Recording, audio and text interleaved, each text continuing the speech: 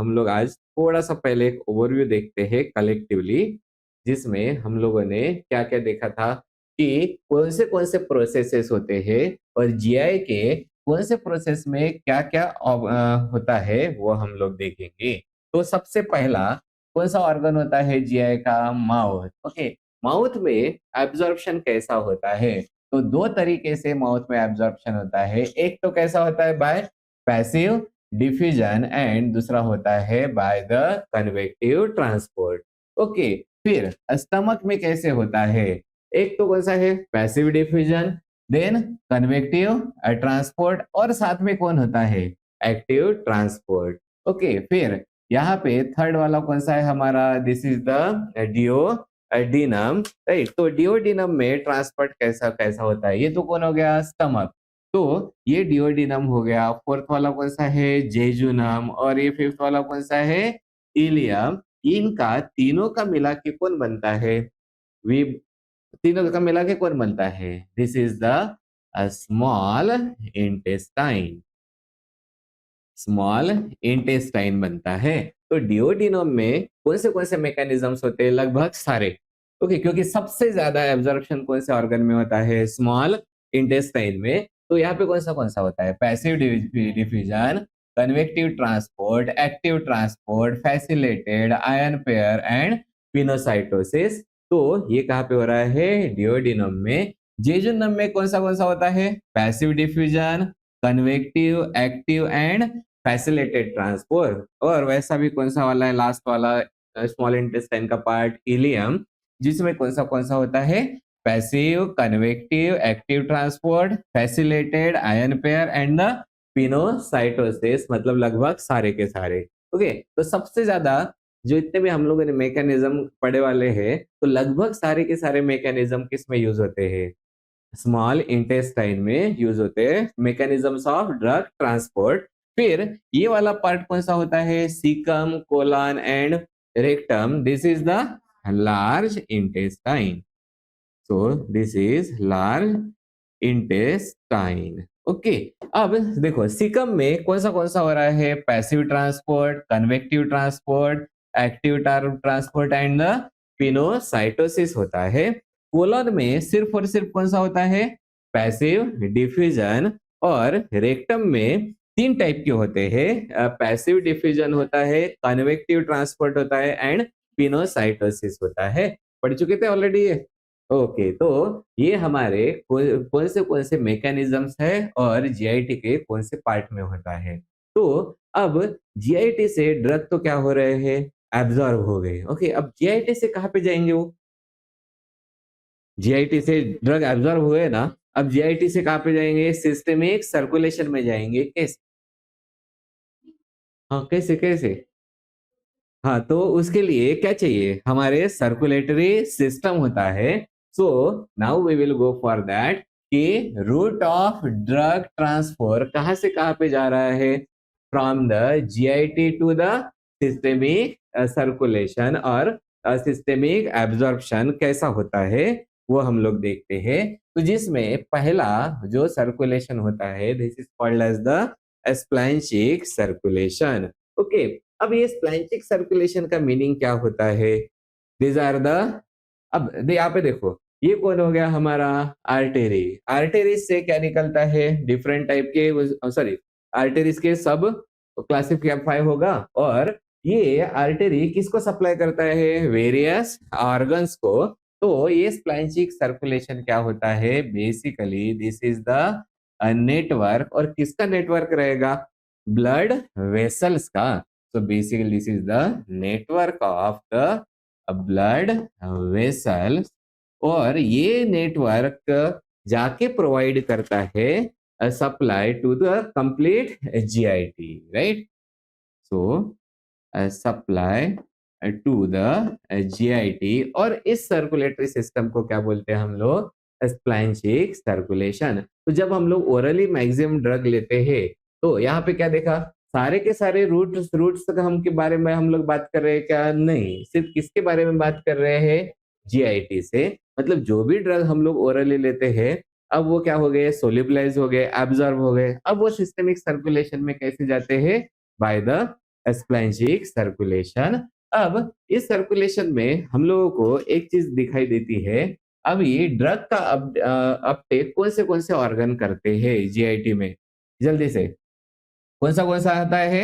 एक तो कौन सा पार्ट है हमारा? स्टमक। तो कुछ जो ड्रग्स होते हैं किस कौन ऑब्जर्व करता है? स्टमक। और कौन कौन करता है? Small intestine. और उसके बाद में लार्ज इंटेस्टाइन होता है, ये भी क्या करता है? ड्रग को एब्जॉर्ब कर रहा है। और एब्जॉर्ब करने के बाद में कहाँ पे भेज देता है? डायरेक्टली सिस्टेमिक सर्कुलेशन में जाता है क्या? नहीं। कहाँ पे पास हो रहा है? लीवर में। यहाँ से भी कहाँ पे जाता है? लीवर। यहाँ से भी कहाँ पे जाता है? लीवर में। और जब लीवर में जाने के बाद में ड्रग क्या हो जाते हैं? Some part of drug will get metabolise and that effect is called as first pass effect. Okay, एकदम से जीआईटी से कुछ पार्ट तो सिस्टेमिक सर्कुलेशन में डायरेक्टली अभी एब्जॉर्ब हो जाता है, कुछ पार्ट कहाँ पे चला गया हमारा? लीवर में जाता है। तो लीवर में क्या हो गया? ड्रग मेटाबोलाइज हो गया है, एब्जॉर्ब यहाँ से एब्जॉर्ब होने के बाद में, और वहां पे मेटाबोलाइज होने के बाद में उस इफेक्ट को क्या बोलते हैं हम लोग? First pass effect. और लीवर के थ्रू फिर वो कहाँ पे चले जाते हैं? In the systemic circulation and that circulation is called as splanchnic circulation, right. उसके बाद में दूसरा सर्कुलेशन आता है, this is called as the lymphatic circulation, right. अभी बहुत सारे लोगों ने पढ़ के रखे वाला है, ये lymphatic circulation by the way होता क्या है? नॉर्मली हम लोग देखते हैं ना कि अपना एक सर्कुलेटरी सिस्टम होता है, ओके। तो सर्कुलेटरी सिस्टम में क्या क्या आते हैं? आर्टेरीज एंड वेन्स। और आर्टेरीज और वेन्स कहाँ पे जाके ज्वाइन होते हैं एक दूसरे को? कैपिलरी के नेटवर्क में, ओके। अभी ब्लड सप्लाई हो रहा है, मतलब क्या होता है? ब्लड कैपिलरी के बाहर निकलता है क्या? ब्लड का काम क्या है पहले बताओ? ब्लड का काम क्या होता है? Transport of oxygen and nutrients, okay. कैसे ट्रांसपोर्ट करता है? ब्लड में क्या होता है? हीमोग्लोबिन। हीमोग्लोबिन किसको ट्रांसपोर्ट करता है? ऑक्सीजन को। साथ में क्या जाते हैं? जितने भी न्यूट्रिएंट्स है वो भी साथ में जाते हैं। अब वो कहाँ पे चले गए? किसी भी टिश्यू या फिर ऑर्गन में चले गए, तो वहां पे क्या रहता है? Network of capillaries. और अभी अभी हम लोगों ने कल ही पढ़ के रखा था, कैपिलरीज में क्या रहते हैं? कैपिलरीज के थ्रू कौन सा ट्रांसपोर्ट होता है? पैरा सेलुलर ट्रांसपोर्ट होता है। उस ट्रांसपोर्ट से कौन चला जाता है? जो हमारे ऑक्सीजन हो गया और वो न्यूट्रिएंट्स, अब वो कहाँ से निकल के चला जाएगा? कैपिलरी से ट्रांसपोर्ट होके बाहर निकलेगा। मतलब हमारे जो वस्कुलर सिस्टम होता है वहां से वो कहाँ पे चला गया? बाहर की तरफ चला गया, टिश्यू या ऑर्गन में, जहां पे कौन है? सेल्स होते हैं, ओके। तो बेसिकली हो क्या रहा है? जो ब्लड है वो सर्कुलेट किस में कर रहा है? बॉडी में, ओके। फिर ये जो हमारा ब्लड का जो प्लाज्मा होता है वो लीक करता है, किस में लीक हो रहा है? टिश्यूज में लीक होता है। और टिश्यूज में लीक होने के बाद में वो कहाँ पे चला जा गया है? In the extra cellular fluid, और उसी को हम लोग क्या बोलते हैं? ECF, okay. So what is ECF? It is extra cellular fluid, okay. अब ये एक्स्ट्रा सेलुलर फ्लूइड का मोस्ट ऑफ द पार्ट सीप बैक हो जाता है ब्लड स्ट्रीम में, लेकिन कुछ परसेंट क्या हो जाता है? मतलब पीछे रह जाता है, which is left behind, and this is removed by the lymphatic circulation, okay। and this will now lymphatic circulation से रिमूव होता है और lymphatic circulation से अगेन कहाँ पे चला जाता है?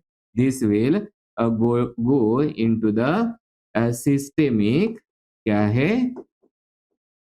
Circulation, okay. तो इस तरीके से काम करता है हमारा कौन सा वाला है? Lymphatic system. समझ में आ गया सभी को? ओके। मतलब सिंपल लैंग्वेज में जो ये वाला हमारा क्या है? Network of capillaries. एंड एक कहाँ से आता है? आर्टेरीज से। एक कहाँ से आता है? वेन से। और यहाँ पे क्या बन गया? Network of capillaries. तो जो भी लिक्विड है वो यहाँ से कहाँ पे चला जाएगा? बाहर की तरफ शिफ्ट हो जाता है, क्योंकि सेल्स बाहर रहते हैं ना, तो उनको न्यूट्रिएंट्स देने के लिए वो बाहर लीक होता है, ओके। उसके बाद में कुछ तो वापस लौट के आ जाएगा इसी में। जो नहीं लौट पाता है वो फिर बॉडी में एक्यूमुलेट होते रहता है ना, फिर उसको भी तो निकालना जरूरी होता है। उसके लिए फिर कौन सा सर्कुलेशन होता है? Lymphatic circulation. तो ये सारा जमा करके फिर से कहाँ पे ऐड कर देता है? In the systemic circulation. Okay, तो जीआईटी से कहाँ पे जा रहा है, सिस्टेमिक एब्जॉर्प्शन कैसा होता है, उसके लिए हमारे दो सर्कुलेशन है। एक कहलाता है स्प्लैंचिक सर्कुलेशन और दूसरा कहलाता है लिम्फेटिक सर्कुलेशन। ओके, तो अभी ये ड्रग एब्जॉर्ब होके कहाँ पे चली गई, सिस्टेमिक सर्कुलेशन में चली गई है ड्रग्स। अभी वेरी गुड। ओके, हाँ, तो अभी ड्रग एब्जॉर्ब होके कहाँ पे चली गई है, सिस्टेमिक सर्कुलेशन में चली गई, मतलब process of absorption is completed. Okay, लेकिन कुछ फैक्टर्स होते हैं जो अफेक्ट करते हैं this process, all the process of absorption, उसी को हम लोग क्या बोलते हैं, the factors which will influence the absorption और फैक्टर्स अफेक्टिंग द एब्जॉर्प्शन। तो यहाँ पे हमारे पास में दो टाइप के फैक्टर्स होते हैं। एक टाइप का फैक्टर होता है जिसको हम लोग बोलते हैं फार्मास्यूटिकल फैक्टर, और दूसरा फैक्टर कौन सा होता है, पेशेंट रिलेटेड फैक्टर। अब पेशेंट रिलेटेड फैक्टर्स कौन से होंगे, पेशेंट का एज क्या है, फिर गैस्ट्रिक एम्प्टिंग टाइम कितना होता है, देन इंटेस्टिनल ट्रांजिट टाइम क्या है, जीआईटी का पीएच कितना है, डिसीज स्टेट कौन सा है। ओके, और ब्लड फ्लो थ्रू जीआईटी कौन सा सिस्टम है, स्प्लैंजिक सर्कुलेशन। ओके, देन गैस्ट्रोइंटेस्टिनल में कंटेंट कौन से अवेलेबल ऑलरेडी है, और प्री सिस्टमिक सॉरी मेटाबॉलिज्म कैसा है। ओके, तो ये सारे फैक्टर्स कौन से वाले हैं, this are patient related factors, जिसको हम लोग डिटेल में पढ़ने वाले हैं क्या, नहीं। ओके, फिर दूसरे वाले फैक्टर्स कौन से हैं, pharmaceutical factors, they are further divided into two. कौन से वाले हैं, physico chemical properties and pharmacotechnical factors, जिसमें फार्माकोटेक्निकल फैक्टर्स में कौन से आते हैं, disintegration time, dissolution time, manufacturing variables, मतलब मैन्युफैक्चरिंग की वजह से क्या क्या चेंजेस आ सकते हैं, देन फार्मास्यूटिकल इंग्रेडिएंट्स आते हैं। Okay, nature and type of dosage form आता है, देन प्रोडक्ट का एज एंड स्टोरेज कंडीशन आते हैं। ये सारे फैक्टर्स हम लोग किस में पढ़ते हैं, फार्मास्यूटिक्स में। तो इसको भी हम लोग डिटेल में देखेंगे क्या, नहीं। तो फिर कौन सा बचा है हम लोगों को डिटेल में स्टडी करने के लिए, फिजिको केमिकल प्रॉपर्टीज। तो फिजिको केमिकल प्रॉपर्टीज में सबसे पहली प्रॉपर्टी कौन सी है, ड्रग की सोलिबिलिटी और उसका डिसोल्यूशन रेट। ओके, यहाँ पे डिसोल्यूशन टाइम दिया वाला है, लेकिन कैसा होता है, ड्रग की सोलिबिलिटी क्या है, उसके लिए पैरामीटर कौन से है, वो सारे हम लोग इसमें पढ़ते हैं। दूसरा वाला कौन सा है, particle size and effective surface area. अब मुझे एक बात बताओ, अगर पार्टिकल साइज कम है और पार्टिकल साइज ज्यादा है, जल्दी कौन सा डिजॉल्व होता है, जो जिसकी पार्टिकल साइज कम होती है। ओके, मतलब अपन ने 1 ग्राम दोनों भी लिए वाले, एक में फाइन पाउडर्ड है और दूसरे में कोर्स मटेरियल है। ओके, तो आसानी से कौन सा डिजॉल्व होता, फाइन पार्टिकल्स। वाई, जितना ज्यादा फाइन रहेगा उतना उसका सरफेस एरिया इंक्रीज होगा, और सरफेस एरिया अगर ज्यादा रहेगा तो उतना वो कांटेक्ट में वाटर के साथ में या फिर फ्लूइड के साथ में ज्यादा आएगा, इसलिए उसका डिसोल्यूशन फास्ट हो जाता है। राइट, फिर उसके बाद में कौन सा आता है हमारा, पॉलीमॉर्फिज्म एंड एमॉर्फिज्म, ये एक फैक्टर है। और एक आता है, it is called as pseudo polymorphism, then salt form of the drug. Okay, तो ड्रग सॉल्ट फॉर्म में ज्यादा इजीली एब्जॉर्ब होता है या फिर नॉन सॉल्ट फॉर्म में। हाँ, तो पहले ये पता होना चाहिए कि whether it is weak acid और weak base. Okay, weak acid और वीक बेस रहा तो वो जल्दी से एब्जॉर्ब होता है या फिर हमारा कौन सा वाला फॉर्म होता है, सॉल्ट फॉर्म। तो ये सॉल्ट फॉर्म में भी कैसे एब्जॉर्ब होता है, उसके मैकेनिज्म क्या होते हैं, वो सारी चीजें हम लोग पढ़ेंगे। साथ में लिपोफिलिसिटी ऑफ द ड्रग, और एक तुम्हारा बहुत दिमाग खाएगा जिसको क्या बोलते हैं हम लोग, पीके एंड पीएच। ओके, और इनका आपस में रिलेशन भी रहेगा, वो भी हम लोग देखेंगे। ड्रग की स्टेबिलिटी और stereochemical nature of the drug, ये सारे कौन से प्रॉपर्टीज कहलाते हैं, physico chemical properties of the drugs which is going to affect the absorption. So that's why in this subject we are going to study the physicochemical properties. Okay, तो सबसे पहले कहाँ से चालू करते हैं? We will start with the dissolution, right? तो बताओ डिसोल्यूशन मतलब क्या है? डिसोल्यूशन क्या है? एक प्रोसेस होती है जिसमें जो हमारे सॉलिड सब्सटेंसेस होते हैं वो सोल्यूबलाइज होते हैं in the given solvent.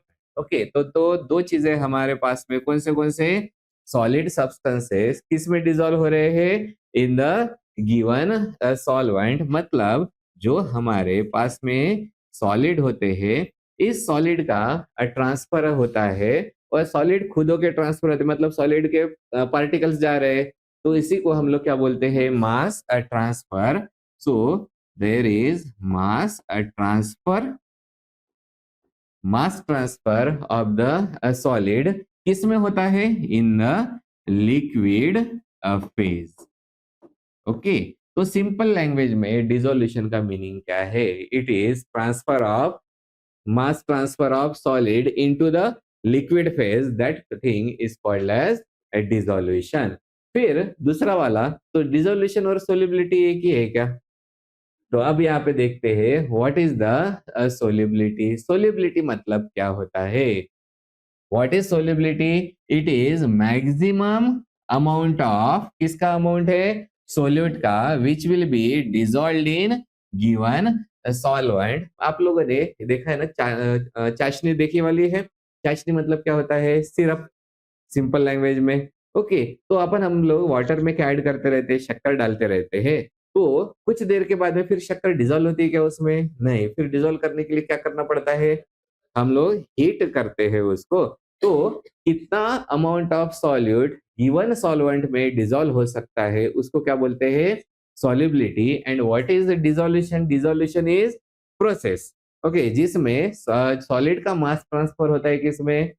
Liquid में, या फिर क्या बोल देंगे? सॉल्वेंट में। और यहाँ सोल्युबिलिटी मतलब कितना अमाउंट ऑफ सॉल्यूट डिसॉल्व होता है गिवन सॉल्वेंट में। ओके, अब ये सॉल्युबिलिटी तो आप लोगों ने पढ़ी वाली है। सॉल्युबिलिटी, हाँ, बैड चॉइसेस है। चलो ऊपर, हाँ, ठीक है। तो हाँ, अब ये जो सॉल्युबिलिटी के क्या है? एक्सप्रेशन है, और उसके टर्म्स हम लोग देखते हैं। पहला वाला टर्म सॉल्युबिलिटी का कौन सा है? Very soluble. ओके, और यहाँ पे हम लोग क्या देखेंगे? Parts of solvent required. मतलब फॉर एग्जांपल यहाँ पे वन पार्ट लेते हैं।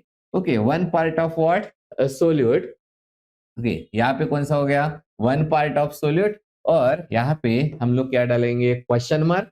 And how many parts of the solvent required, इसी को हम लोग क्या बोलते हैं? For one part of the solute, उसको क्या बोलेंगे हम लोग? अब ये दोनों के पैरामीटर्स है। तो वेरी सोल्यूबल किसको बोलेंगे? वन पार्ट ऑफ सॉल्यूट को डिसॉल्व होने के लिए less than one part of solvent की जरूरत होती है। जैसे 1 ग्राम ऑफ क्या लिया? NaCl। ओके, और 1 ग्राम ऑफ क्या ले लिया? वाटर। ओके, तो उसमें ऐड कर दिया। तो NaCl बोला ना मैंने, NaCl क्या है? सॉल्यूट है। ओके, सॉल्ट है ना। सो बेसिकली 1 ग्राम मतलब जो भी आपको यूनिट लगाना हो वो क्या कहलाएगा? एक पार्ट। तो इफ सॉलिड का कितना है? एक पार्ट, और उस एक पार्ट से भी कम लग रहा है, तो इस सॉल्वेंट की क्या है? सॉल्युबिलिटी। मतलब ये जो सॉल्यूट की सॉल्युबिलिटी इन गिवन सॉल्वेंट में कैसी है? वेरी सॉल्युबल होता है। ओके, सेकंड, फ्रीली सॉल्युबल मतलब एक पार्ट ऑफ सॉल्यूट को डिसॉल्व करने के लिए कितने पार्ट्स लगते हैं? 1 to 10 parts of the solvent are required. Okay, इसी को हम लोग बोलते हैं फ्रीली सोल्यूबल। फिर थर्ड वाला कौन सा होता है? सोल्यूबल, जिसमें वन पार्ट ऑफ सोल्यूट को डिसॉल्व करने के लिए कितने पार्ट्स लगते हैं? 10 to 30 पार्ट्स ऑफ सॉल्वेंट का रिक्वायरमेंट होता है। देन स्पेरिंगली सोल्यूबल का मीनिंग क्या होता है? To dissolve one part of solute, how many parts of solvent are required? 30 to 100 parts of solvent are required. फिर आता है slightly soluble. Slightly soluble मतलब वन पार्ट किसका लिया? सोल्यूट का, उसको डिसॉल्व करने के लिए कितना लगेगा? 100 to 1000 पार्ट्स। मतलब 1 ग्राम ऑफ सोल्यूट है तो उसके लिए कितना लगेगा? 100 ग्राम ऑफ, 100 से लेके 1000 ग्राम का ऑफ सॉल्वेंट तक लगेगा। और लास्ट कौन सा second last, very soluble means to dissolve one part, how many parts, 1000 to 10,000। और प्रैक्टिकली इनसोल्यूबल किसको बोलते हैं, to dissolve the one part of solute more than 10,000 parts of the solvent is required। तो इसको हम लोग बोलते हैं solubility के different expressions। तो what is dissolution? Dissolution is the process of mass transfer of solute to the solvent। and what is solubility? Maximum amount of solute dissolved in given solvent। और ये solubility के क्या है, expressions है, वो आप लोगों को ध्यान में रखने का है। ओके, इसके तो नोट्स आप लोगों को मिल ही जाएंगे। ओके, अभी तो वैसे भी याद नहीं रहेगा ना। ओके, तो ये हो गया। अब यहाँ पे देखते हैं कि ये जो ड्रग की सोल्यूबिलिटी है और डिसोल्यूशन का रेट होता है, उस अब जब जब भी ड्रग क्या होती है, सोल्यूबल होती है, तो यहाँ पे वेरियस प्रोसेसेस कैरी आउट होते हैं। तो बहुत सारे प्रोसेसेस रहेंगे जिनको हम लोग बोलते हैं वेरियस प्रोसेसेस। और बहुत सारे प्रोसेसेस में से एक प्रोसेस ऐसी रहेगी जो सबसे स्लो रहेगी, और उस स्लोएस्ट प्रोसेस को हम लोग क्या बोलते हैं, रेट डिटरमाइनिंग प्रोसेस। तो वेरियस प्रोसेस में से कौन सी वाली है, हमारी स्लोएस्ट प्रोसेस। ओके,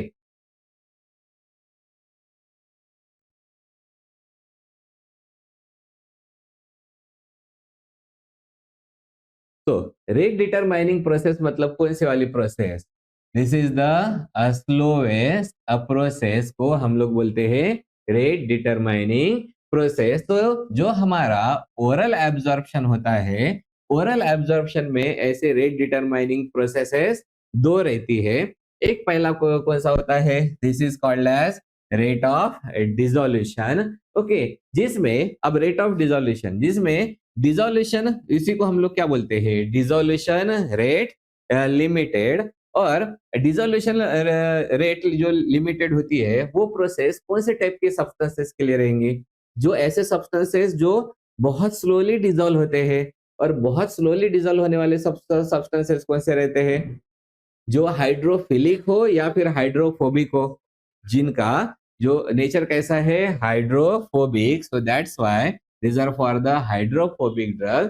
और जो कैसे हैं, पुअरली एक्वस सोल्यूबल ड्रग्स के लिए रेट डिटरमाइनिंग स्टेप कौन सी होती है, rate of dissolution. So what is dissolution, mass transfer from solid to the liquid. तो ये सॉलिड से कहाँ पे जाने वाला है, लिक्विड में ट्रांसफर होता है। और उसका जो रेट होता है वो किसके लिए कम रहेगा, for the hydrophobic drugs and the poorly aqueous soluble drugs. Okay, फिर जो यही हमारा ओरल एब्जॉर्प्शन में जो सेकंड रेट लिमिटिंग स्टेप होती है, this is the rate of drug permeation. हम लोग हमेशा ड्रग के दो नेचर देखते हैं, कौन सा, पहला नेचर हाइड्रोफिलिक नेचर, दूसरा वाला nature lipophilic nature. Hydrophilic nature का कौन सी चीज के लिए जरूरी है, सोल्यूबलाइज होने के लिए। ओके, लिपोफिलिक नेचर किसके लिए जरूरी है, परमेट होने के लिए। क्योंकि परमेट कहाँ से होने का है, हाँ, कौन से, सेल मेम्ब्रेन से। और मेम्ब्रेन का नेचर कौन सा होता है, हाँ, so that is it is having the lipid barrier. Okay, तो जो ज्यादा मतलब लिपोफिलिक होगा वो इजीली पास हो जाएगा मेम्ब्रेन से। लेकिन एब्जॉर्ब होने के लिए ड्रग का सोल्यूबल होना भी जरूरी है। मैंने अभी अभी क्या बताया, दो पैरामीटर है ड्रग के पास में, दो प्रॉपर्टी, कौन सी, हाइड्रोफिलिक एंड लिपोफिलिक। अगर हाइड्रोफिलिक है तो ये इजीली सोल्यूबल हो जाएगा, और लिपोफिलिक है तो इजीली ट्रांसपोर्ट हो जाएगा। ओके, तो अगर सोल्यूबलाइज होने का है तो उसमें रेट लिमिटिंग स्टेप कौन सी होती है, रेट ऑफ डिसोल्यूशन। और दूसरा वाला कौन सा है, rate of that is drug permeation. अब कौन से ड्रग का परमिएशन आसानी से नहीं होगा, जो लिपिड सोल्यूबल है वो, मतलब जो लिपोफिलिक है वो, या फिर जो हाइड्रोफिलिक है वो, हाँ, किसका परमिएशन अच्छे से होगा, ये मैंने पूछा, लिपोफिलिक का। और रेट लिमिटिंग किसके लिए हो जाएगा फिर, हाइड्रोफिलिक के लिए। Okay, so it is called as the permeation rate limited, और कौन से टाइप के ड्रग्स के लिए है वो, हाइड्रोफिलिक या फिर हाईली एक्वस सोल्यूबल ड्रग्स। तो जब भी हम लोग ड्रग का इन्वेस्टिगेशन करते हैं या फिर ड्रग को यूज करना होता है तो ये दोनों भी प्रॉपर्टी एसेंशियल है। अगर ड्रग बहुत ज्यादा हाइड्रोफिलिक है तो वो क्या नहीं रहेगी, लिपोफिलिक कम हो जाएगी, तो सोल्यूबल तो इजीली हो जाएगा, क्या नहीं होगा उसका, परमेशन नहीं होगा। और कोई ड्रग अगर बहुत ही लिपोफिलिक है तो वो पहले डिजोल्व होगी क्या, नहीं। मतलब हम लोगों को दोनों भी प्रॉपर्टी को ध्यान में रखते हुए बीच में का रास्ता निकालना पड़ता है। ओके, तो ये हो गए हमारे rate limiting step in the oral absorption. Okay, अब यहाँ पे हम लोग क्या देख रहे हैं, डिसोल्यूशन। डिसोल्यूशन का मीनिंग क्या होता है, फिर से एक बार,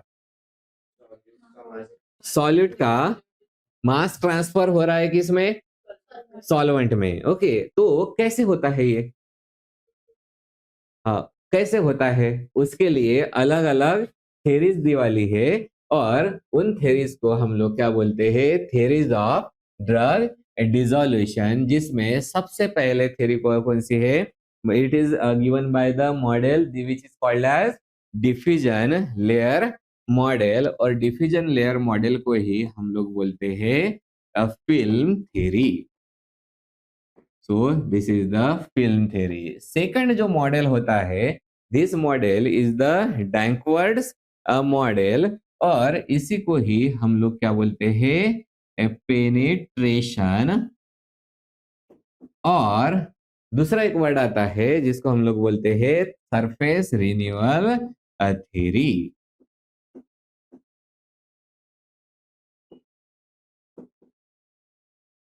और जो हमारा थर्ड जो है, it is called as interfacial barrier model, और इसी को दूसरा नाम दिया जाता है लिमिटेड सॉल्वेशन थ्योरी।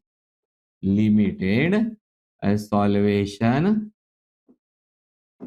थ्योरी और द मॉडल। ओके, तो इस तरीके से हमारे कितने थ्योरीज गिवन है, देयर आर थ्री थ्योरीज।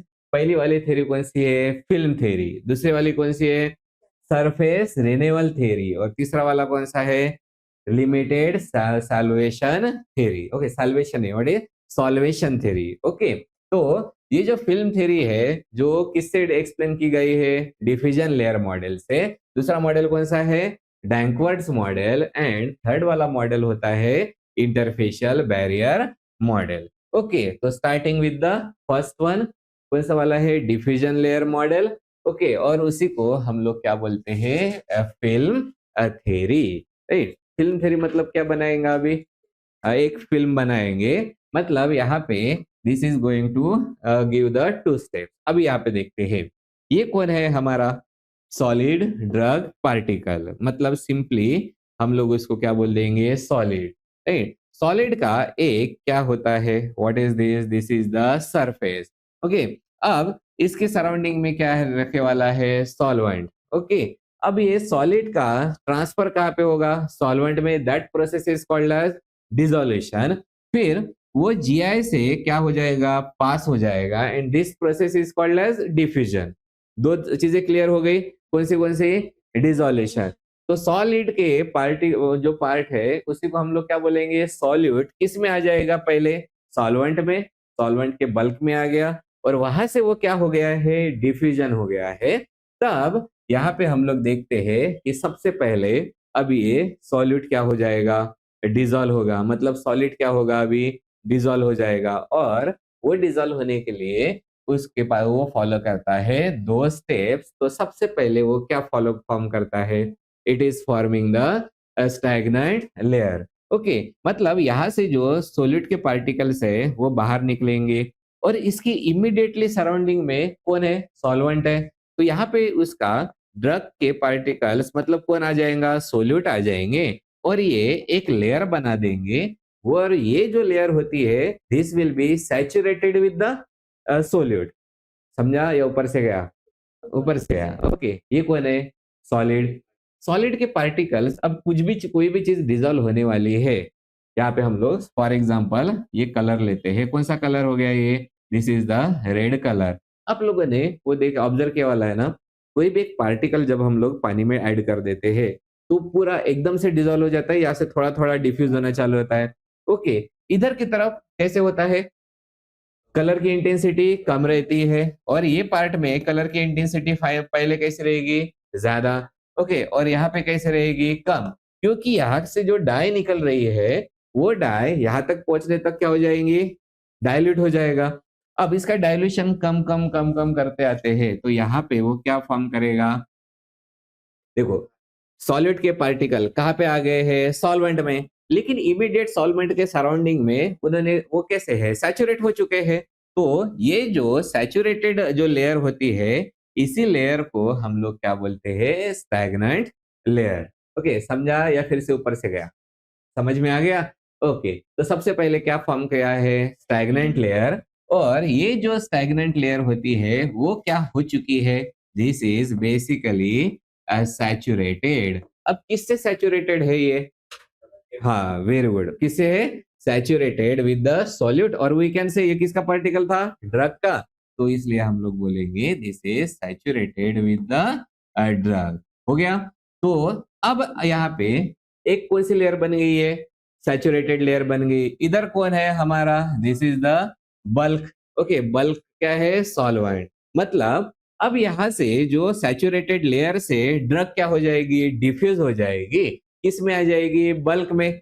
मतलब सेकंड स्टेप में क्या हो जाएगा, कहां से स्टार्ट होगा अभी, फ्रॉम द कौन सी लेयर है, स्टैग्नेंट लेयर। ओके, अब स्टैग्नेंट लेयर से हमारी जो ड्रग होने वाली है, this drug is going to be diffuse, right.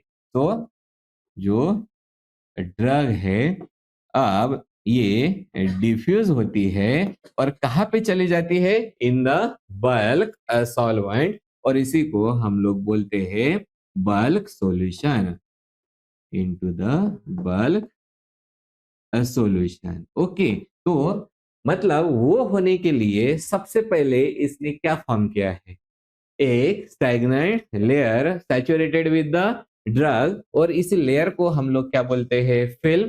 That's why it is called as the film theory. और ये लेयर कौन सी है, डिफ्यूजन लेयर, जहां से क्या होने वाला है, डिफ्यूजन।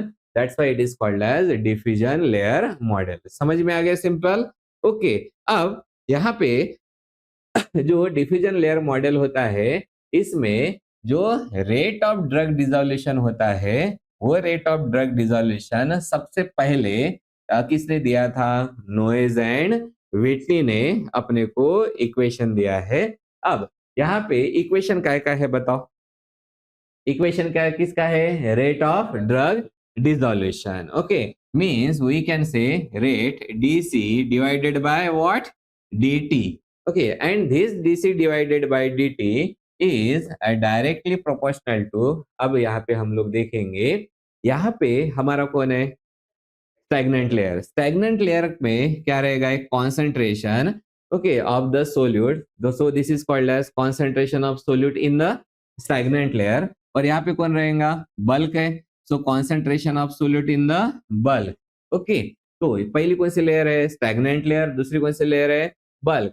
तो यहाँ पे क्या होने वाला है, सिंपल डिफ्यूजन होने वाला है। मतलब ट्रांसफर होने के लिए क्या चाहिए रहता है, ड्राइविंग फोर्स, और ड्राइविंग फोर्स कौन सा होता है, कॉन्सेंट्रेशन ग्रेडियंट, ऑलरेडी पढ़ चुके हैं ना कल हम लोगों ने, ठीक है। तो नोइज व्हिटनी इक्वेशन क्या बताता है, डीसी डिवाइडेड बाय dt, कल ही पढ़ा था, बताओ, this will be directly proportional to concentration gradient. अभी अपन ने किसका देखा था, जीआईटी टू प्लाज्मा, हायर किसका था, जीआईटी का, कम किसका था, प्लाज्मा का। यहाँ पे दो है, फिर से कौन सा, concentration in the stagnant layer, दूसरा कॉन्सेंट्रेशन इन द बल्क। तो अगर कॉन्सेंट्रेशन ग्रेडियंट लिखने का होगा तो किस में से किसको माइनस करेंगे, concentration in the stagnant layer minus concentration of solute in the bulk, so this is called as our concentration gradient। मतलब यहाँ पे ये प्रोपोर्शनलिटी सिंबल अगर निकालने का होगा तो हम लोग क्या ऐड करेंगे बताओ, कांस्टेंट, इसलिए ये हमारा इक्वेशन क्या बनेगा, dc divided by dt is equal to k, and where cs minus cb, this is our earliest equation which is given by the Noyes and Whitney. And ये किसका इक्वेशन है? This is the for the rate of drug dissolution. So DC by dt कौन हो गया? Rate of drug dissolution. और के मतलब कौन हो जाता है? कांस्टेंट. और किसका कांस्टेंट है? प्रोसेस कौन सी हो रही है? डिसोल्यूशन की. तो कांस्टेंट किसका हो जाएगा? Dissolution rate uh constant. तो this is dissolution rate uh constant है. और बाद में C S and C B कौन है? फटाफट बताओ. हाँ. So this is the concentration of कौन सी लेयर है? stagnant layer. And Cb is the concentration of drug in the bulk. So in the bulk solution or bulk layer. तो ये वाला हमारा सिंपल सा इक्वेशन है. जो सबसे पहला इक्वेशन कौन सा वाला इक्वेशन है?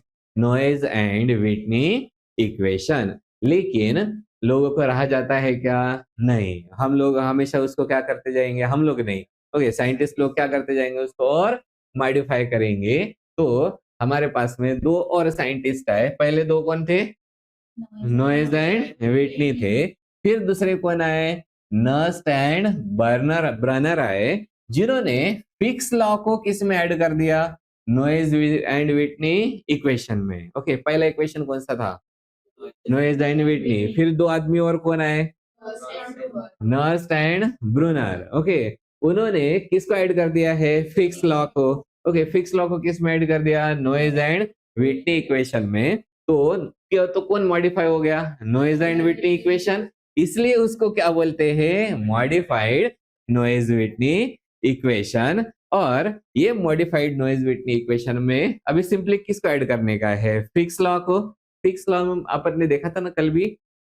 फिक्स लॉ में कौन सा है? डिफ्यूजन कांस्टेंट था, एरिया ऑफ एब्जॉर्प्शन था, थिकनेस था. थिकनेस मतलब कांच कितने दूर तक उसको डिफ्यूज होने का है. ओके, तो ये सारी चीजें यहाँ पे ऐड की जाएगी. तो ये इक्वेशन क्या बन जाएगा? This is DC divided by what?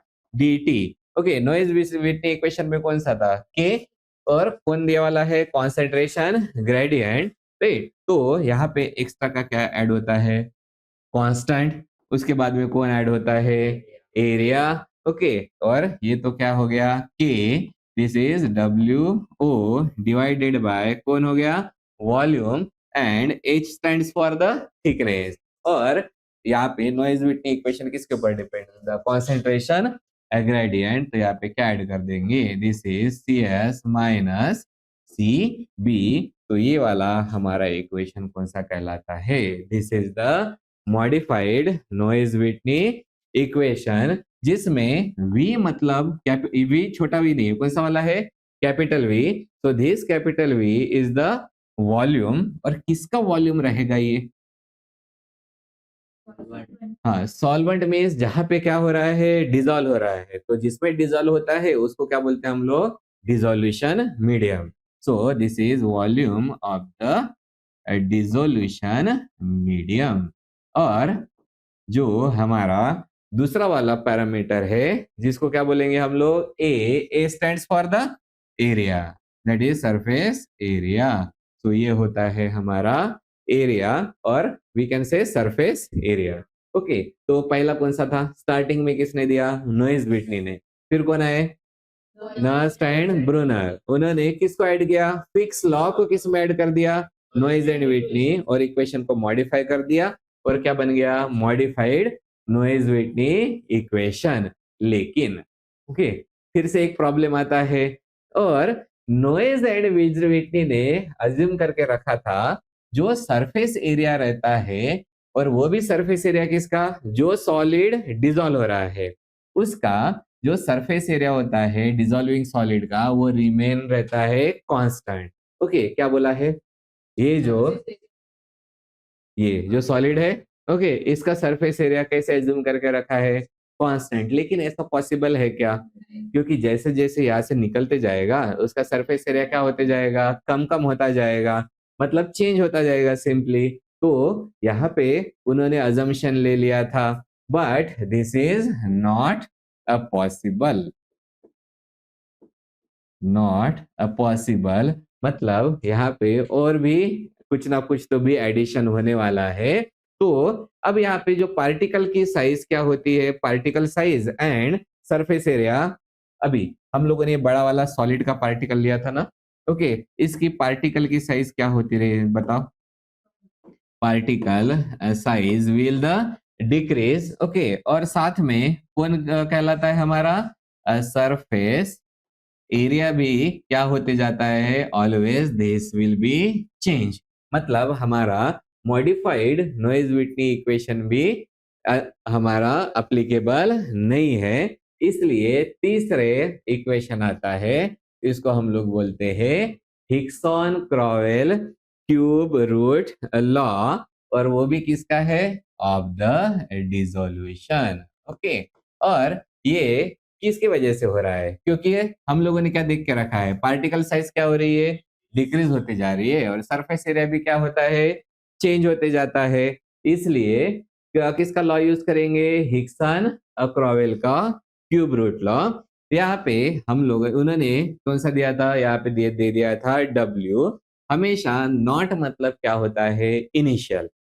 Not मतलब हम लोगों ने ऑलरेडी सबने पढ़ के रखा है, क्या है? Initial. W stands for the weight, और वेट को ही हम लोग क्या बोलेंगे? Mass. So W naught is the initial weight, initial weight of the drug, okay.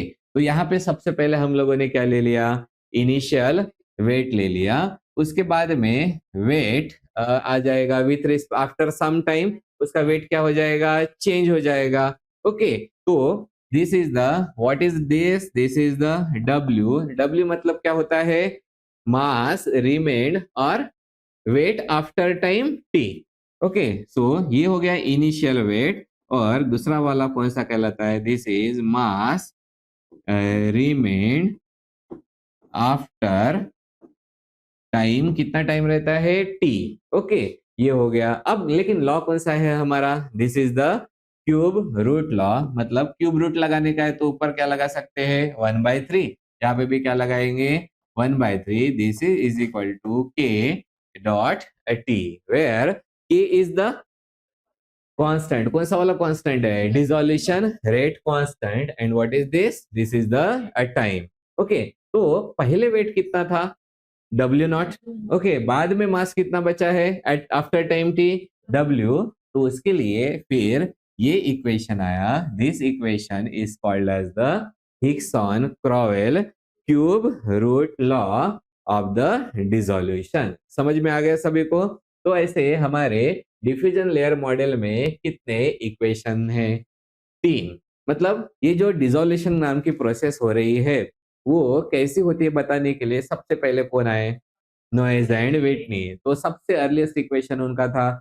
लेकिन लोगों को रहा गया क्या? नहीं। लोगों ने क्या किया? लोगों ने मतलब नर्स्ट एंड ब्रूनर ने इसमें किसको ऐड कर दिया है? फिक्स के लॉ को, और क्या कर दिया?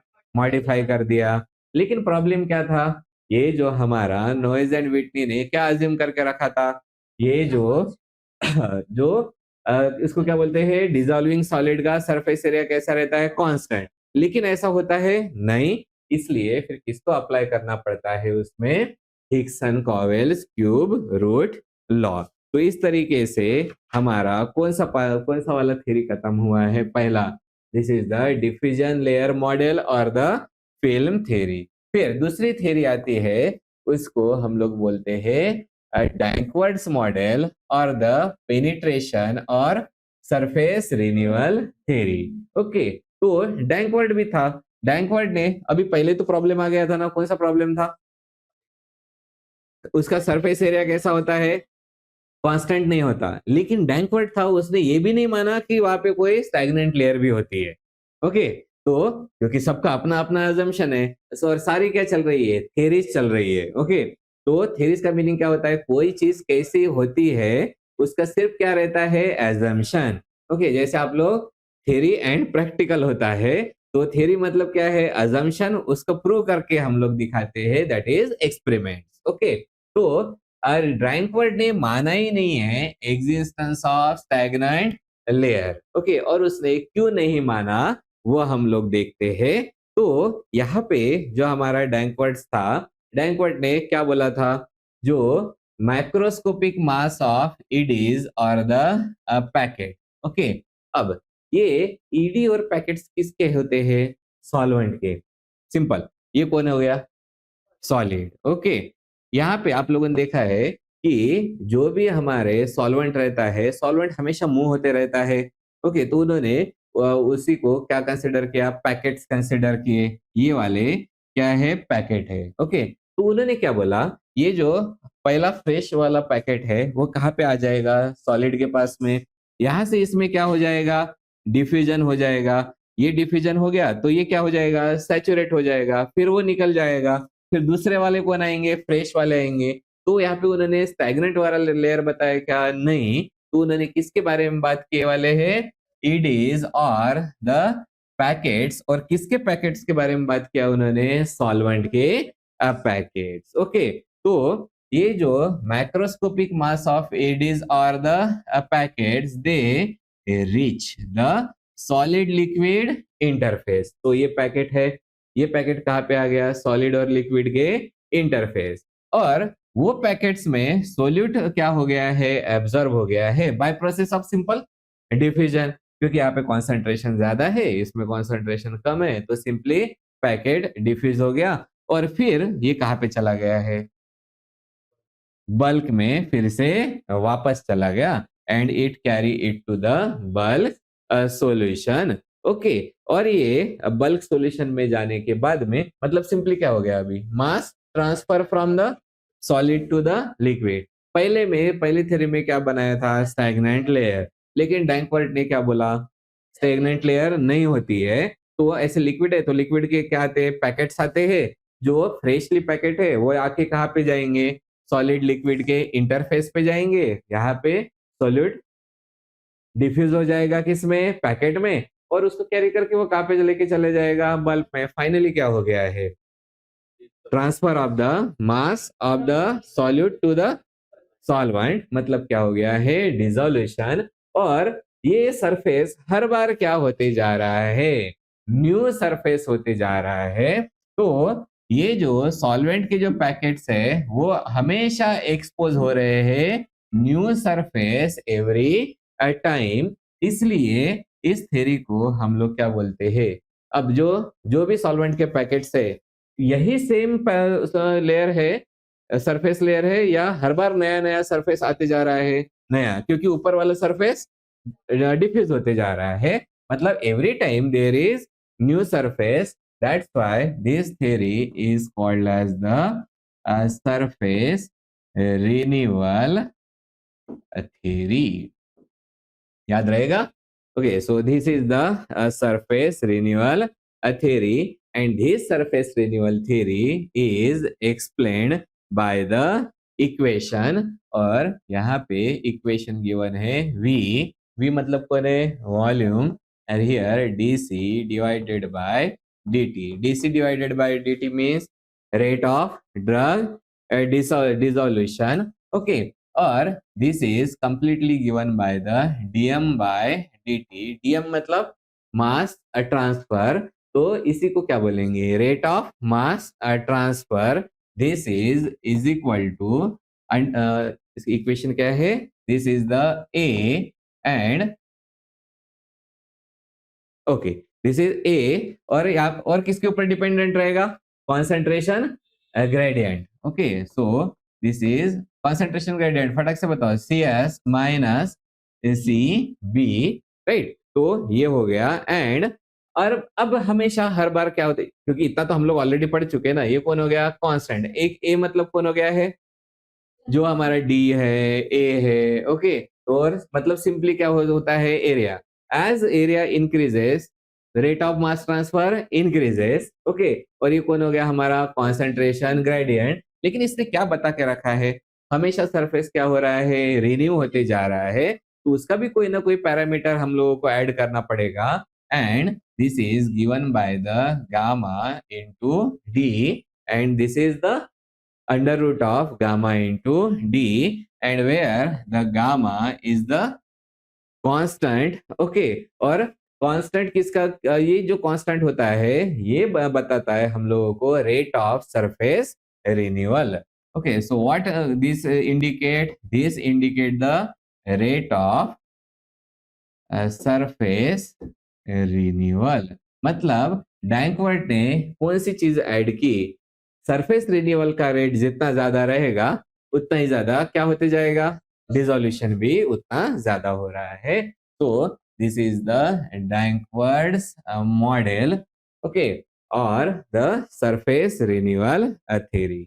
ओके, फिर उसके बाद में ये हमारा सेकंड वाला थ्योरी था. उसके बाद में कौन सा वाला थ्योरी है, this is the interfacial barrier model, या फिर क्या बोलेंगे, डबल बैरियर और the limited solvation theory. Okay, अब यहाँ पे हम लोग देखते हैं जो इंटरमीडिएट कॉन्सेंट्रेशन होता है वो इंटरमीडिएट कॉन्सेंट्रेशन कहाँ पे एग्जिस्ट करेगा, एट द इंटरफेस. क्योंकि बल्क में कॉन्सेंट्रेशन होता है और एक सॉलिड में कॉन्सेंट्रेशन होता है, तो उनके बीच में का कहाँ पे एग्जिस्ट होगा, एट द इंटरफेस. ओके, और ये किसके वजह से होता है, this is the because of mechanism, and this mechanism is called as solvation mechanism. और ये solvation mechanism is a function of the solubility rather than the diffusion. मतलब ये solvation किसके ऊपर डिपेंडेंट है, इस फंक्शन का मीनिंग किसके ऊपर डिपेंडेंट है, सीधा सीधा. तो सॉल्वेशन मैकेनिज्म किसकी वजह से होता है, सॉल्युबिलिटी की वजह से, या फिर डिफ्यूजन की वजह से होता है, सॉल्युबिलिटी के ऊपर डिपेंडेंट होता है. ओके, इसलिए फिर यहाँ पे भी हमारा क्या आएगा, जैसे फॉर एग्जांपल यहाँ पे हम लोगों ने क्या ले लिए, क्रिस्टल ले लिए. Crystal means having the definite shape, और क्रिस्टल के क्या रहते हैं, हमेशा फेसेस होते हैं. ओके, तो each face of the crystal have the different interfacial barrier. Okay, और ये जो इंटरमीडिएट कॉन्सेंट्रेशन होता है जो कहाँ पे एग्जिस्ट हो रहा है, इंटरफेस पे, because of the solvation mechanism, and solvation mechanism is function of solubility. Okay, अब या इसलिए जिसका अगर कम सॉल्युबिलिटी रही तो अब यहाँ पे जो ट्रांसफर होगा वो कैसा रहेगा, कम ट्रांसफर होगा. That's why it is called as limited solvation theory. और here the it is equation is given by the G is equal to K, and again कौन आएगा हमारा, CS minus CB. Okay, so here CS minus CB, where G is the dissolution rate. Okay, अभी तक कौन सा बताया था हम लोगों ने, DC by DT. तो यहाँ पे कौन सा दे दिया है, G. This is also the dissolution rate. Okay, or dissolution rate per unit area. Okay, so dissolution rate per unit area. So this is the interfacial barrier model. तो simple language में interfacial barrier model मतलब क्या होता है, intermediate क्या है, concentration. Okay, intermediate concentration कहाँ पे होता है, एट द इंटरफेस. ओके, और इंटरफेस पे जो कॉन्सेंट्रेशन रहता है वो किसके वजह से होता है, डिफ्यूजन की वजह से रहता है या फिर सोल्युबिलिटी की वजह से, सोल्युबिलिटी की वजह से. और कौन सा मैकेनिज्म से होता है, सॉल्वेशन. ओके, तो एक बार फिर से यहाँ पे हमारा कौन है, सॉलिड है, राइट, ये कंप्लीट सॉलिड है. इसके बाहर कौन है, सॉल्वेंट है. Okay, suppose this is our blue one is the solvent, और यहाँ पे क्या बन जाता है, दोनों के बीच में क्या है, ये ब्लू वाला इंटरफेस होता है. ये इंटरफेस पे जो ड्रग होता है, ड्रग का कॉन्सेंट्रेशन है वो कौन से मैकेनिज्म के वजह से है, सॉल्वेशन मैकेनिज्म की वजह से. और इन्होंने इस थ्योरी में क्या बताया है, ये जो सॉल्वेशन मैकेनिज्म है, this solvation is depending upon the solubility rather than the diffusion. Okay, इसलिए इस थ्योरी को हम लोग क्या बोलते हैं, इंटरफेशियल बैरियर मॉडल और the limited solvation theory. Okay, तो ये हमारा पहला वाला पैरामीटर हो गया जिसका नाम क्या है, डिसोल्यूशन.